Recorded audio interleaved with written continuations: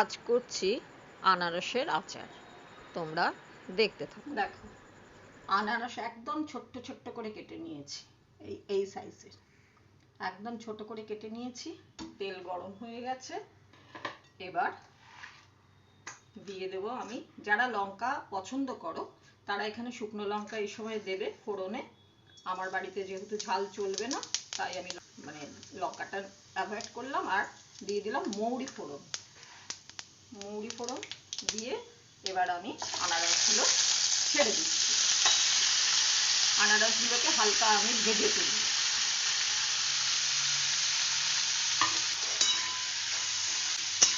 আনারসগুলোকে হালকা একটু ভাজছি। একটু হলুদ। খুব সিম্পল এই আচার বানানো, তেমন কোনো খাটনি নেই, শুধু আনারস কাটাটাই যা একটু খাটনি।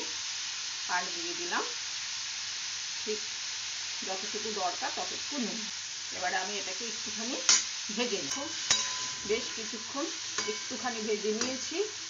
এবার আমি এই এক বাটি গুড়, যেটা কিন্তু বেলি গুড়, এটাকে আমি এখানে এবার দিয়ে দিলাম।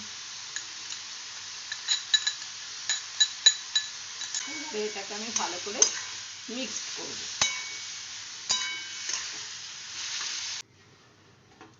দেখো, বেশ কিছুক্ষণ বাদে ফিরে এলাম। এবার কিন্তু এটা হয়ে গেছে।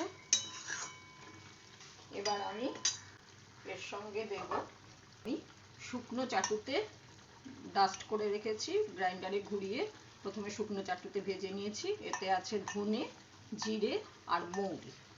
এই তিনটে এখানে ডাস্ট করার পর এই ভাজা মশলাটা আমি এখানে দিয়ে দিচ্ছি। ভাজা মশলা দিয়ে দিলাম। এবার এটাকে ভালো করে মিক্সড করে নিচ্ছি। এইখানে আছে 1.5 খানা পাতিলেবুর রস। এইটা এবার এখানে আমি মিক্সড করে দিলাম। ব্যাস, এবারে গ্যাস অফ করে স্ট্যান্ডিং টাইমে আমি বেশ কিছুক্ষণ রেখে দেব।